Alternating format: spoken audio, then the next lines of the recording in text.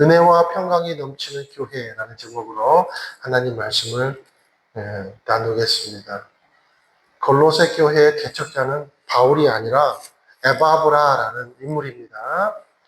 이 에바브라는요, 바울이 3차 전도 여행 때 에베소 교회에서 사역을 할 때가 있었는데, 그때 이제 바울로부터 복음을 듣고 회심한 인물로 그렇게 추정이 되고 있습니다.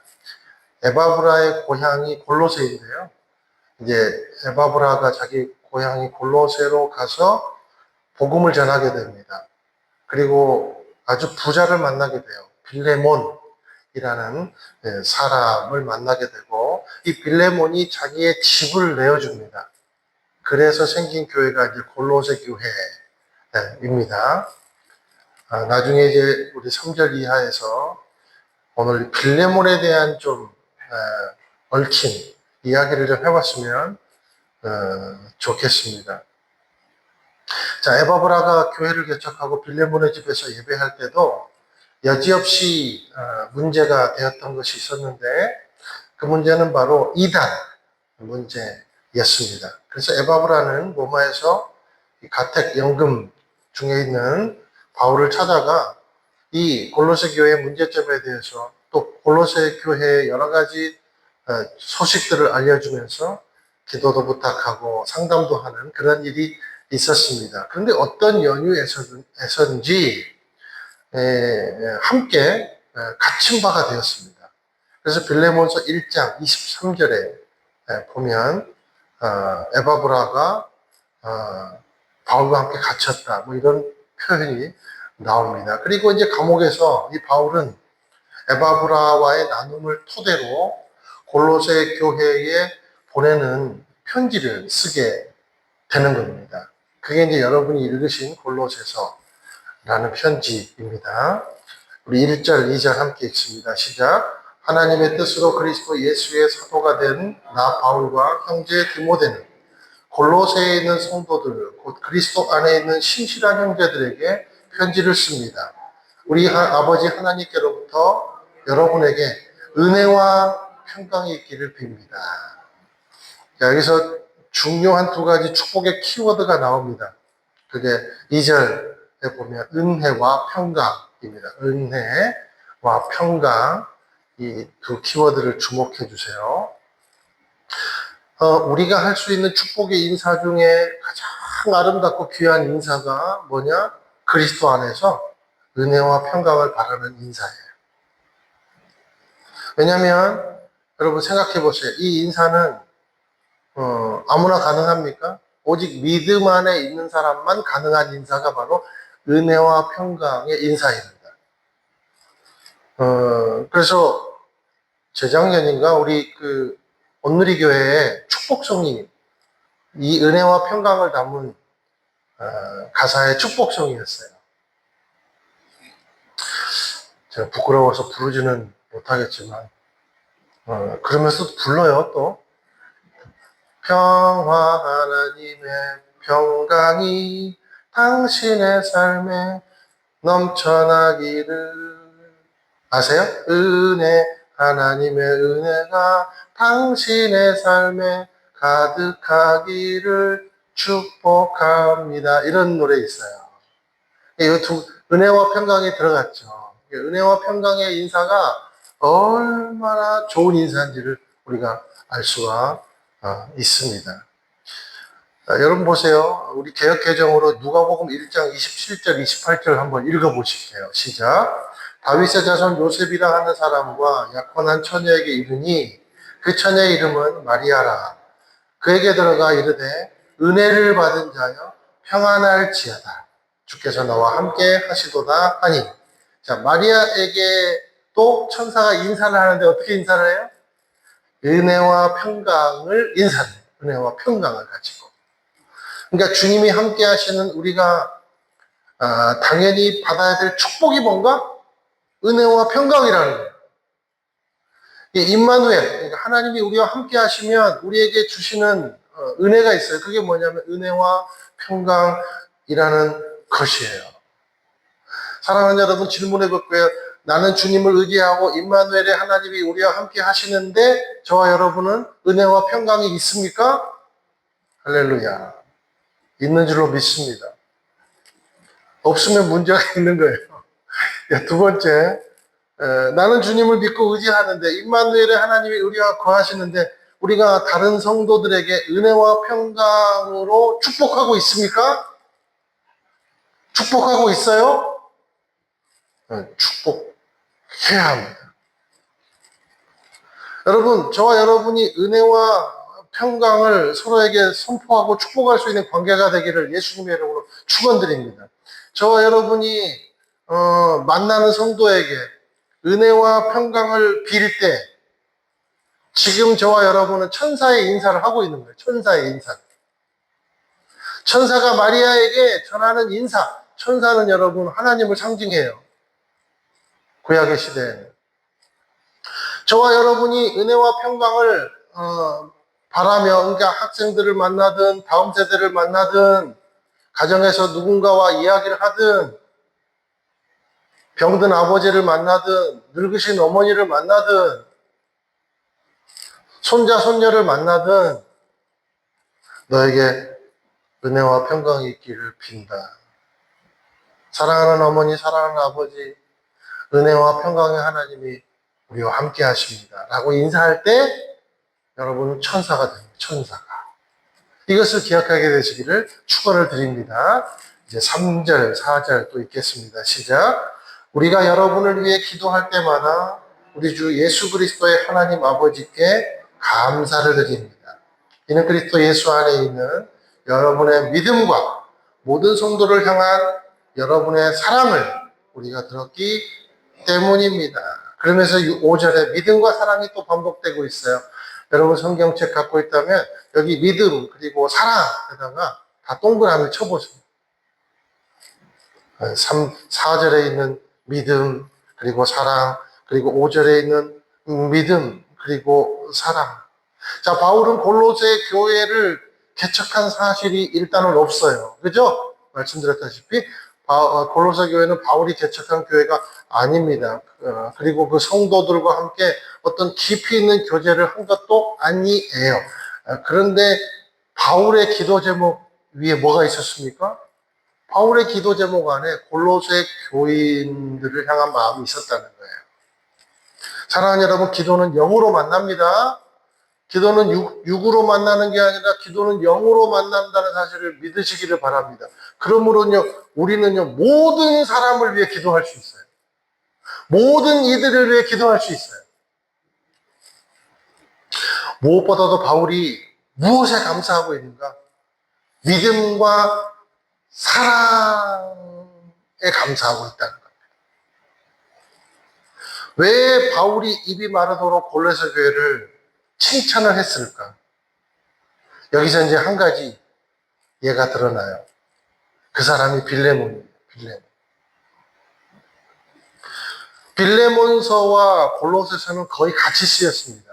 근데 이제 빌레몬서는 빌레몬이라는 사람에게 개인적으로 쓴 편지에 좀 성격이 두드러지고, 골로새서는 골로새 교인들을 위해서 쓴 편지죠. 자, 빌레몬에게 바울이 이렇게 권면을 해요. 우리 빌레몬서 1장 4절 5절 읽어보실게요. 시작. 내가 기도할 때 그대를 기억하고 내 하나님께 항상 감사드리는 것은 주 예수와 모든 성도에 대한 그대의 사랑과 믿음에 대해 들었기 때문입니다. 이게 빌레몬 안에 뭐가 있었어요? 사랑과 믿음이 있었다는 거예요. 그래서 이것을 빌레몬서를 골로새 교회에 칭찬한 그대로를 빌레몬에게도 칭찬해 줍니다. 왜냐하면 빌레몬이 대표적인 믿음과 사랑의 사람이었기 때문이죠. 여러분, 빌레몬은요, 부자였습니다. 근데 부자라고 자기 목만 챙기는 것이 아니라 자기 집을 내어주어서 가정교회를 열었어요.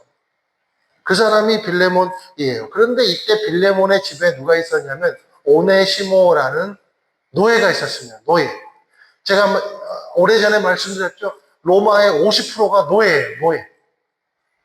이 오네시모도 이 빌레몬의 집에서 노예로 일하고 있었습니다. 그래서 이 오네시모의 그 뜻이 뭐냐면 유익을 준다라는 의미를 갖고 있어요. 오네시모가. 그런데 이름에 맞지 않게 유익을 끼쳐야 할 오네시모가 빌레몬의 집에 막대한 재산상 피해를 입히고 도주를 했어요. 로마로. 그리고 이상하게 로마에서 이 오네시모가 누구를 만나냐면 바울을 만납니다. 그리고 복음을 듣고 오네시모가 철저하게 회심을 해요. 그리고 바울의 종이 됩니다. 바울의 신복이 돼요. 신복. 바울의 오른팔이 되는. 빌레몬서 1장, 어차피 빌레몬서는 1장밖에 없어요. 이게 빌레몬서 10절에서 11절까지 읽어보실게요. 시작. 갇힌 중에 낳은 내 아들 오네시모를 위해 그대에게 간곡히 부탁합니다. 전에는 그가 그대에게 무익한 사람이었으나 이제는 그대와 내게 유익한 사람이 되었습니다. 자, 바울은 오네시모의 진정성 있는 믿음과 회심의 삶을 보고 그에게 노예로서의 삶으로부터 자유를 주기 위해서, 그리고 빌레몬의 용서를 받기 위해서 빌레몬에게 오네시모를 돌려보냅니다. 그러면서 쓴 편지가 빌레몬서예요. 한번 15절, 16절 읽어보실게요. 시작. 그가 잠시 그대 곁을 떠나게 되었던 것은 이 일로 인해 그대가 그를 영원히 얻기 위한 것이었는지 모릅니다. 이제부터는 그가 더 이상 종과 같지 않고 종 이상 사랑받는 형제 같은 사람입니다. 무슨 말입니까? 오네시모도 당신과 똑같이 그리스도 안에서 이제 형제가 됐다. 그러므로 우리는 영원까지 함께하는 사이가 됐다. 당신이 복음을 만난 것처럼 오네시모도 이 일을 통해서 복음을 만나게 되었고, 그리고 당신도 그리스도의 피로 용서받은 것처럼 오네시모도 그리스도의 피로 용서받았다는 거예요. 그러면서 또 이와 같이 말합니다. 17절, 18절 시작. 그러니 그대가 나를 동역자로 생각한다면 내게 대하듯 그를 받아주십시오. 만일 그가 그대에게 무슨 잘못을 저질렀거나 빚진 것이 있다면 그것을 내게로 돌리십시오. 여러분, 책임질 줄 알아요. 한 영혼을 위해서 책임지잖아요. 목사는 교회를 책임져야 합니다. 리더십은 성도를 책임져야 합니다. 순장은 순원을 책임져야 합니다. 그것이 직분받은 자의 자세라는 거죠. 자기가 어떤 일을 하든지 책임을 져야 합니다. 무엇으로요? 사랑으로, 믿음으로. 그런데 있잖아요. 놀라운 사실이 있습니다. 놀랍게도 바울의 편지를 받은 빌레몬과 교회는 사랑을 실천했다는 거예요. 오네시모를 향한 사랑. 여러분, 당시의 노예는요, 물건 취급 당했습니다. 그런 시대적인 기조가 있는 데서 여러분, 이 용서라는 건 파격적인 거예요. 군대 갔다 오신 분은 알잖아요. 삽자루만도 못한. 총이 1순위고 삽자루가, 그리고 군인은요, 여러분, 그냥 뭐예요? 소모품. 근데 이 당시에는 더 그랬어요. 노예는요, 그냥 물건 취급, 병뚜껑 많지도 못한 그런 취급을 받았어요. 자, 전승에 의하면요, 이 빌레몬과 교회의 용서를 받은 이 오네시모는 나중에 에베소 교회의 지도자로 성장하게 됐대요. 이 용서와 사랑의 놀라운 능력이다라는 거죠. 자, 바울이 이처럼 입이 마르도록 골로새 교회를 왜 그렇게 칭찬을 했는가? 바로 그리스도를 믿는 믿음을 이처럼 사랑 안에서 빌레몬처럼 나타내 보였기 때문이라는 거죠. 여러분, 우리도 죄 지은 자를 용서할 줄 알아야 합니다. 그가 아직 사기꾼으로 남아있고 여전히 죄를 짓고 불안한 것 같으면 뭐 기다림이 필요하고 치료가 필요하고 때로는 출교도 필요해요. 그런 일을 치리하는 분들이 교회 리더십들이잖아요. 그런데 진정으로 그 사람이 회개하고 치유받고 돌아오면 언제든지 용서해주고 기회를 줘야 하는 것이 바로 교회의 자세다라는 거예요. 저 여러분, 어떤 영혼이든지 불안함같이 생각되는 영혼이라도 그가 회개하고 돌아오면 여러분 70번씩이라도 받아주게 되기를 축원드립니다. 그것이 교회예요. 그리고요, 반대로 생각해서 오네시모 같은 사람을 본받아야 돼요. 여러분, 오네시모 같은 삶을 산 사람도요, 복음을 만나면 변할 줄 알아야 돼요. 복음을 만났는데도 변할 생각이 없다. 그거는 복음 만난 거 아닙니다. 몇십 년이 지나도 변화가 없어요. 그거는요, 복음을 만났는지 의심해 봐야 돼요, 진짜로. 이 옛것과 세부대는 맞지 않다는 거죠. 우리는 예수 믿고 복음을 만났으면 변화되는 인생이 되기를 축원드립니다.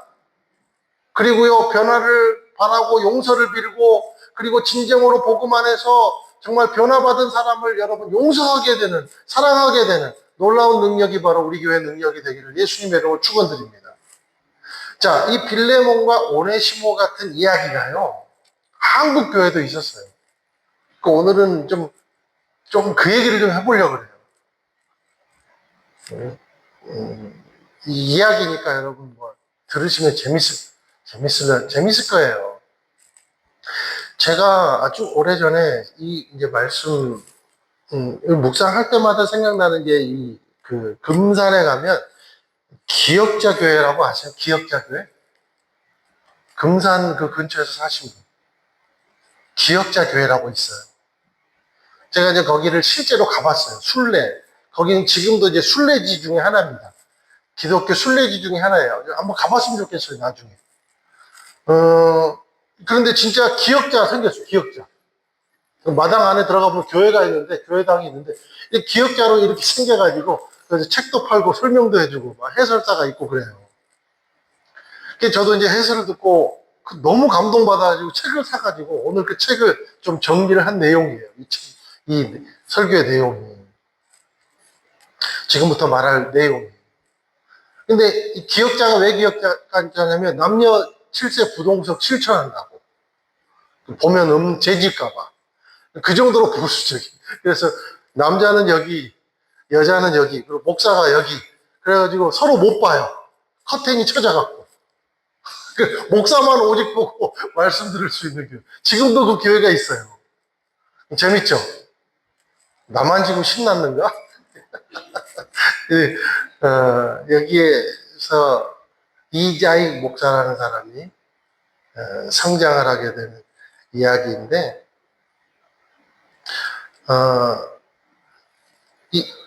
당시에 이 테이트 선교사라는 미국 남장로 교회 소속 선교사가 있었어요. 1892년 11월에 재물포항으로 입국을 해서 전주를 중심으로 호남 지역 선교 사역을 시작하신 분이 바로 테이트 선교사입니다.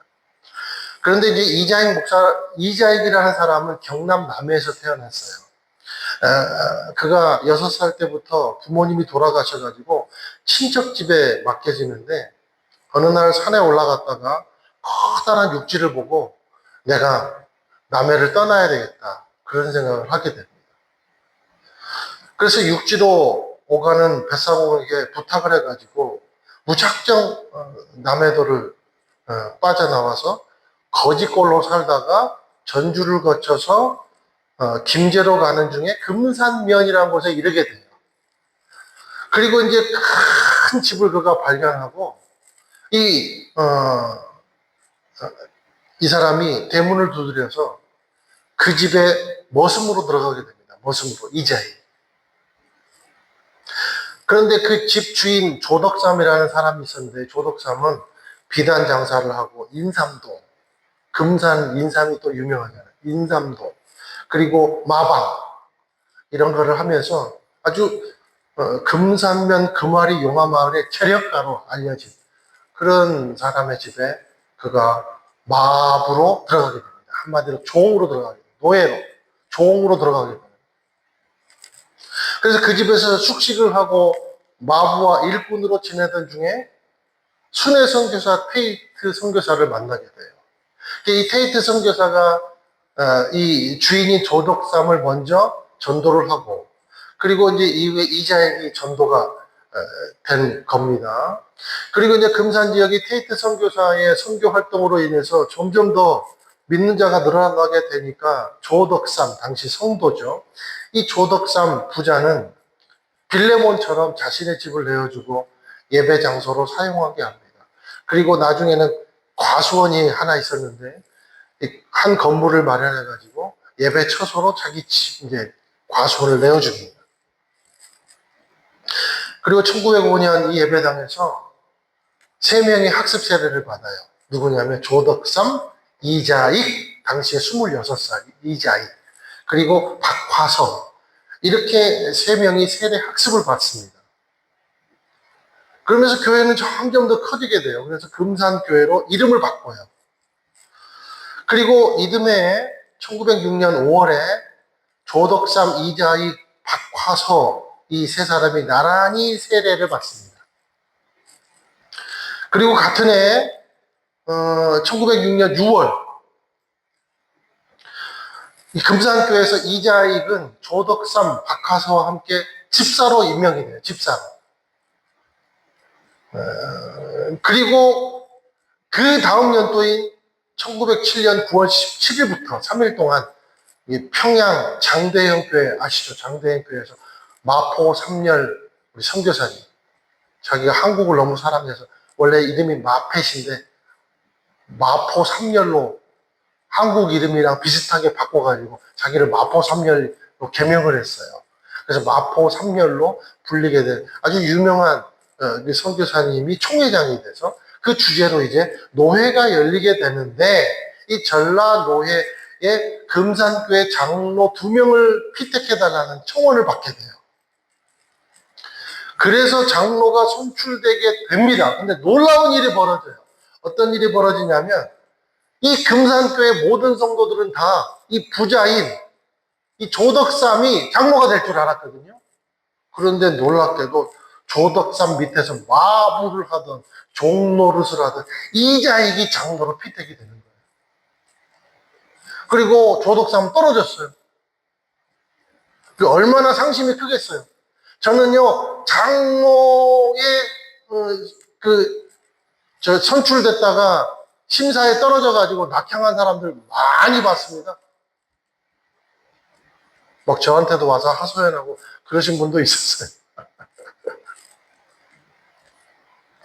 그런데요, 있잖아요. 이 조덕삼, 이 분은요, 이 일을 하나님의 뜻으로 받아들입니다. 그리고 겸손하게 섬깁니다. 놀랍죠. 1908년 3월 5일, 이자익이 장로에 장립이 되고, 이제 테이트 선교사가 다른 지역으로 이렇게 이제 선교하느라고 오지 못할 때, 주일 낮 저녁 예배, 수예배, 인도를 합니다.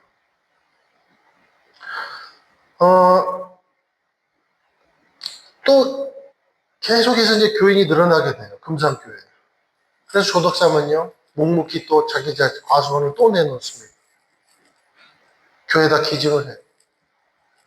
그리고 이제 교회가 신축되고 자신의 종 이자익이 장로가 되고 2년 뒤에야 조덕삼은 늦게 장로가 돼요. 그런데 조덕삼이 은혜 받고 또 이자익이 하나님의 뜻을 따라서 신학교를 간다고 마음먹습니다. 그래서 평양신학교로 입학을 해요.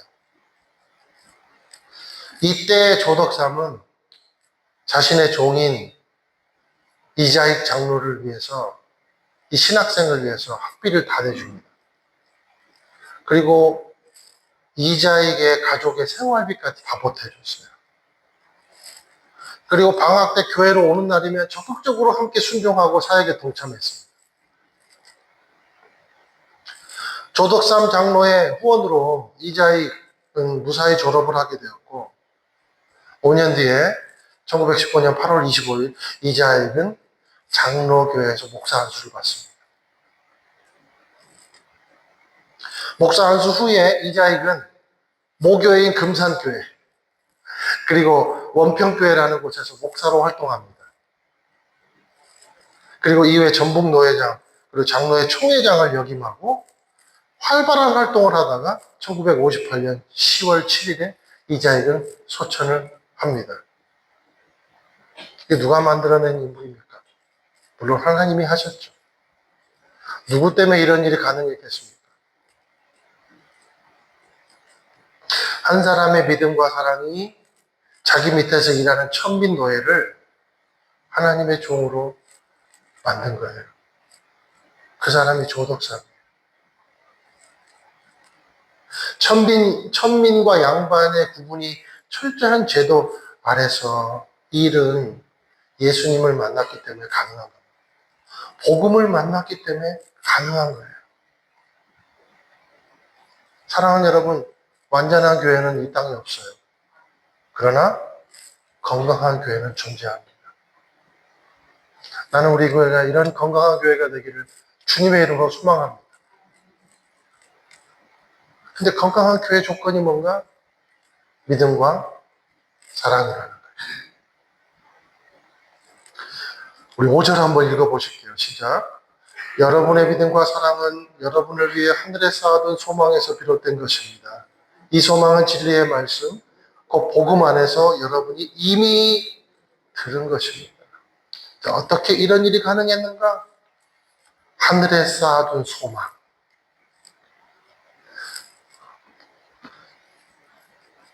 조덕삼이 땅에다가만 자신의 소망을 쌓았다면 무슨 은혜 있는 삶을, 무슨 영향력 있는 삶을 살았겠습니까?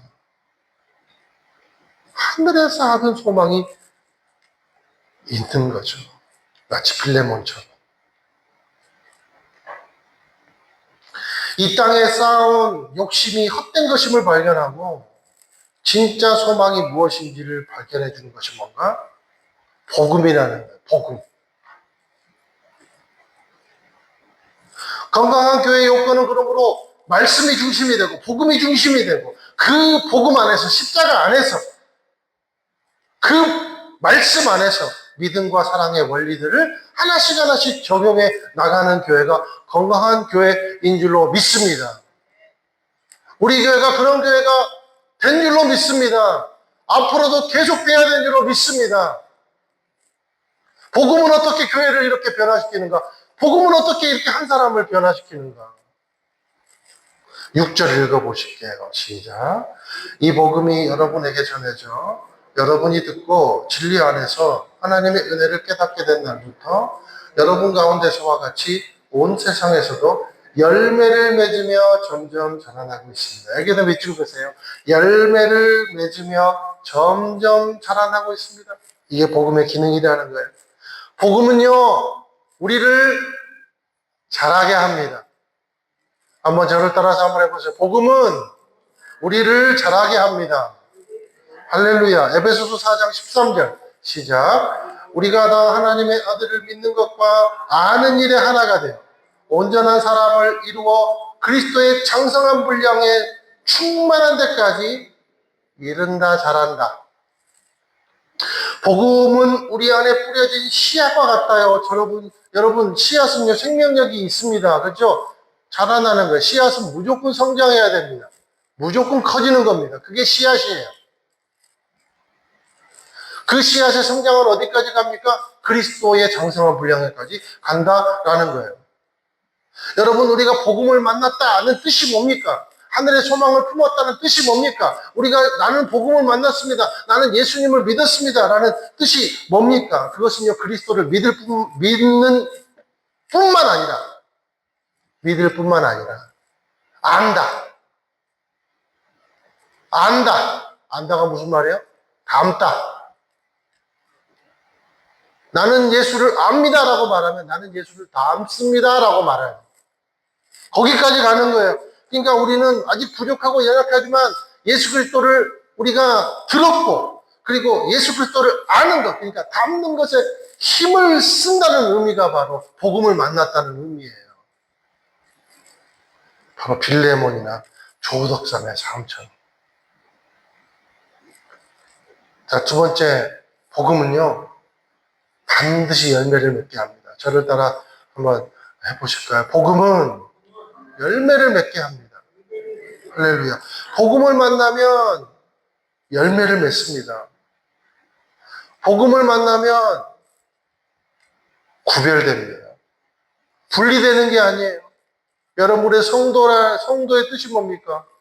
거룩하게 구별되었다. 세상과 분리되었다는 뜻이 아니라 구별되었다는 뜻이죠. 왜요? 열매 맺도록 구별된 겁니다. 저와 여러분. 그래서 그 구별된 은혜를 보여줌으로써 세상에 씨를 뿌리는 것과 같아요. 마치 빌레몬과 조덕삼의 삶처럼. 저와 여러분이 열매 맺는 그리스도인 되기를 예수님으로 축원드립니다. 7절에서 8절 읽어보실게요. 시작. 여러분은 이 복음을 우리와 함께 종된 사랑하는 에바브라에게서 배웠습니다.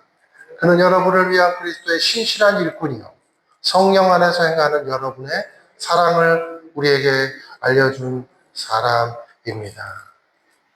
좋은 리더를 만난다는 것은 축복이에요. 마치 골로새 교회가 에바브라를 만나고 빌레몬을 만나고 금산의 기역자 교회가 조덕삼과 이자익을 만나는 것처럼. 나는 소망합니다. 우리 교회가 좋은 순장, 좋은 목사, 좋은 리더, 좋은 다락방장, 좋은 팀장이 되기를 힘쓰는 교회가 되기를 소망합니다. 좋은 리더는요, 그리스도의 일꾼이 되어야 좋은 리더예요. 그리스도의 일꾼이 되어야 좋은 리더예요. 그래서 7절의 마지막 보세요. 에바브라는 왜 좋은 일꾼입니까? 그리스도의 신실한 일꾼이기 때문에. 저와 여러분은 누구의 일꾼이에요? 교회의 일꾼이에요? 그리스도의 일꾼이에요? 교회 일꾼 아니에요? 그리스도의 일꾼이기 때문에 교회 일꾼이 되는 겁니다. 우선순위를 망각하지 마세요. 나는 목사의 일꾼입니다. 아니에요. 그리스도의 일꾼이에요. 복음의 일꾼이에요. 그러므로 일하다가 실망하면 나를 원망하지 마세요. 여러분 그리스도 피해가는 건가 살짝? 그리스도의 일꾼입니다. 그리스도의 일꾼은 그리스도가 책임지십니다. 이제 마지막 9절에서 12절 한번 읽어보실게요. 시작. 그러므로 우리도 소식을 들은 날부터 여러분을 위해 쉬지 않고 기도하며 간구합니다. 우린 여러분이 모든 영적 지혜와 통찰로 하나님의 뜻을 아는 지식으로 충만하게 되고 주께 합당히 행해서 모든 일에 주를 기쁘게 하고 모든 선한 일에 열매를 맺으며 하나님을 아는 지식에서 자라고 하나님의 영광의 권능을 따라 모든 능력으로 힘있게 돼 기쁨으로 모든 것을 참고 견딜 수 있기를 기도합니다. 그래서 빛 가운데 있는 성도의 유업을 몫을 받기에 합당한 자격을 여러분에게 주신 아버지께 감사하게 되기를 바랍니다. 이것이 이제 바울이 말하는 골로새를 향한 기도의 소식 그리고 기도의 내용이에요. 여러분 자세히 보세요. 그 내용을 보니까요. 돈, 명예, 건강, 출세 이것이 주입니까? 이런 말이 하나라도 들어가 있어요? 한 개도 없어요. 대신 영적 지혜와 통찰을 위해 기도하고 있습니다. 주를 기쁘시게 하고 선한 열매를 맺는 것을 위해 기도하고 있습니다. 기쁨으로 모든 일에 인내할 수 있도록 기도하고 있습니다. 하나님께 감사하기를 기도하고 있습니다. 이게 진짜 복이라는 거예요. 사랑하는 여러분, 우리가 영적 가치를 위해 기도하는 것은 기도의 필수 요건임을 알게 되시기를 축원드려요. 우리가요, 다음 세대를 위해 기도할 때요, 여러분 자녀를 위해 기도할 때요, 교회를 위해 기도할 때요, 항상 빠뜨리지 않아야 될 제목이 뭡니까? 영적 가치를 위해 기도해야 됩니다. 영적 가치를 위해서. 나머지는 부수적인 기도예요. 제일 중요한 것은요, 모든 좋은 것과 은사는 하나님으로부터 오는 것이기 때문에 하나님을 갈망하고 하나님을 기도하는 것에서 다른 어떤 것도 올 수 있어요. 이 원리를 여러분 아셔야 돼요. 그러면 자유롭게 기도할 수 있어요. 바울처럼. 우리가 정작 가져야 될 몫은요, 영원한 하나님의 나라지 이 땅의 산업이 아니에요. 그게 12절 말씀이잖아요. 생각해보세요. 우리에게 주어진 인생이 딱 일주일이라면 우리에게 가장 중요한 것이 무엇이겠습니까? 저 여러분의 인생이 이제 일주일밖에 안 남았어요. 그럼 가장 중요한 것이 뭐겠습니까? 영적 가치인 줄 믿습니다. 우리의 기도의 중심은 무엇입니까? 그 중심을 회복함으로 말미암아 내적 조건과 외적 조건이 충만해지는 아주 균형 잡힌 성도의 삶이 되기를 주님의 이름으로 축원을 드립니다.